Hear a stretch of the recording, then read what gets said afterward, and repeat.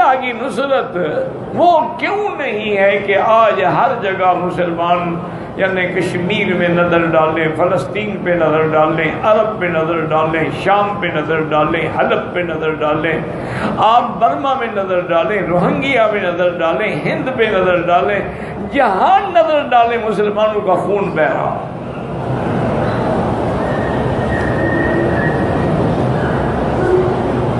تو ایک بات تو یہ سمجھیں کہ قرآن میں جہاں جہاں نصرت کا وعدہ ہے وہ اسی جماعت کے ساتھ تھا جو اس وقت میدان بدر میں تھی، یہ نہیں کہ وہ وعدہ سب کے لیے ہے۔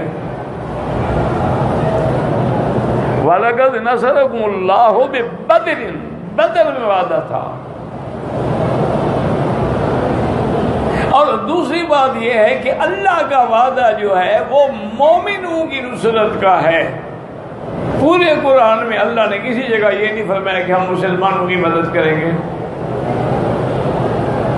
انتم الاعلون ان کنتم مؤمنین، تم سربلندوں کی شرط یہ ہے کہ مومن ہو، ایمان والے۔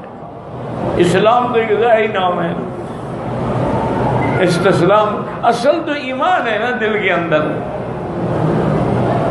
اسی طرح کان حقا علینا نصر المؤمنین، ہم پر مومنوں کی مدد کرنا واجب ہے۔ اسی طرح فرمایا انا لننصر رسلنا والذین آمنوا معه فی الحیاۃ الدنیا، ہم اپنے رسولوں کی مدد کرتے ہیں اور ان کی جو ان پر صحیح ایمان لائے۔ تو اب ہم چونکہ مومن نہیں رہے تو امداد کہاں سے آئے گی؟ اگر آج بھی ہم مومن بن جائیں تو جیسے اقبال نے کہا تھا نا کہ فضائے بدر پیدا کر،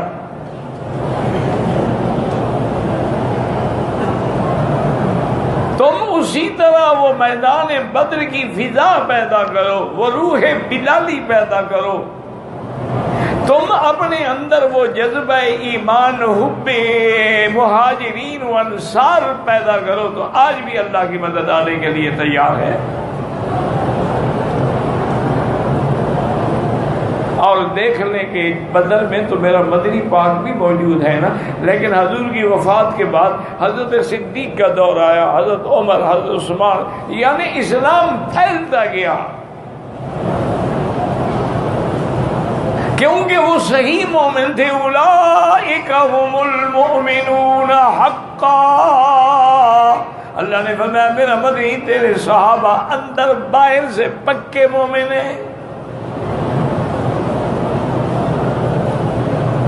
تو جب تک وہ صحیح ایمان والے میدان میں رہے اللہ کی نصرت ان کے قدم چومتی رہی، اور انہوں نے مشرق سے لے کر مغرب تک اور شمال سے جنوب تک، اسپانیہ سے لے کر ماورا نہر اور چین اور ترکمستان اور اپنا جتنی ریاستیں ہیں ہر جگہ اسلام کا پرچم بلند کر دیا۔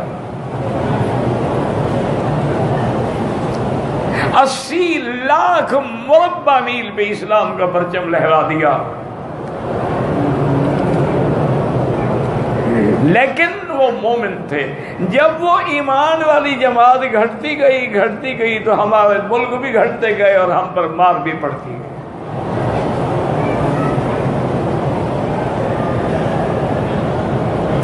اور پھر درمیان میں جب بھی کوئی ایمان والا آیا، محمد بن قاسم آیا، وہ تو بہت بعد کا آدمی ہے نا، صحابی تو نہیں ہے نا، وہ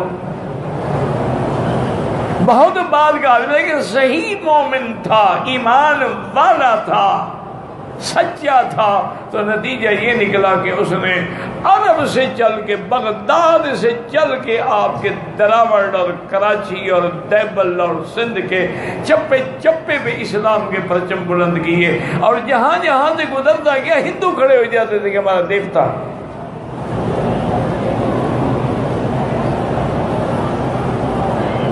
جب محمود غزنوی بت شکن بنا، بت فروش نہیں بنا، تو اللہ کی مدد آ گئی ساتھ۔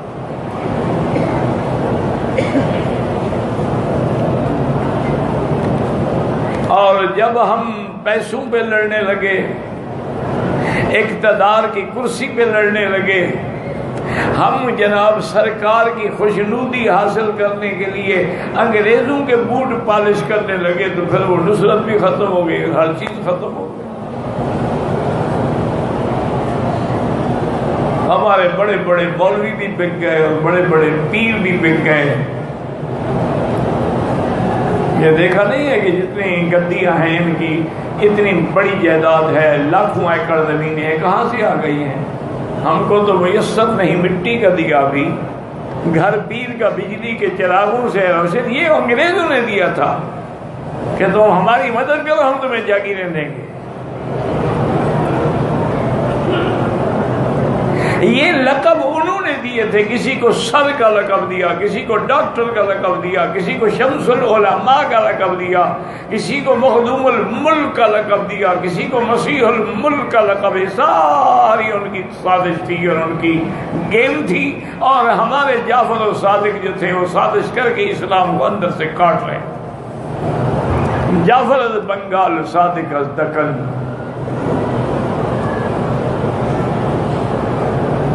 تو یہاں بھی اللہ نے فرمایا کہ ان اللہ مع المؤمنین، ہم مومنوں کے ساتھ ہیں۔ میرے مومن تو بنو نا، اگر تم مومن نہ بنو تو پھر اللہ کی نصرت کیسے آئے گی؟ اور پھر اللہ نے آگے یہ بھی بتا دیا کہ مومن بننے کے لیے کیا کرنا پڑے گا، کبھی مومن جو بنے کیسے؟ فرمایا یا ایھا الذین آمنوا اطیعوا اللہ ورسولہ،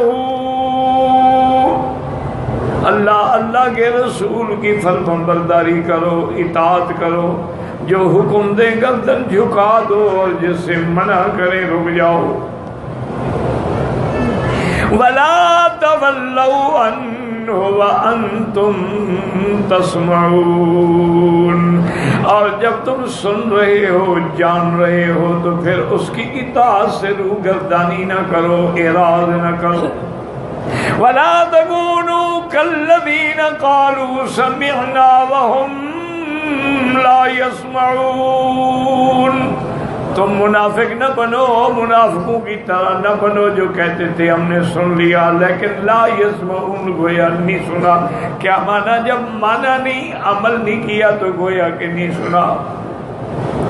اللہ فرماتے ہیں ان شر الدواب عند اللہ الصم البکم، سب سے برا جانور اس سرزمین پہ وہ ہے جو حق سننے سے بہرا ہے اور حق کہنے سے گنگا ہے اور پھر عقل سے بھی فارغ ہے۔ الذین لا یعقلون۔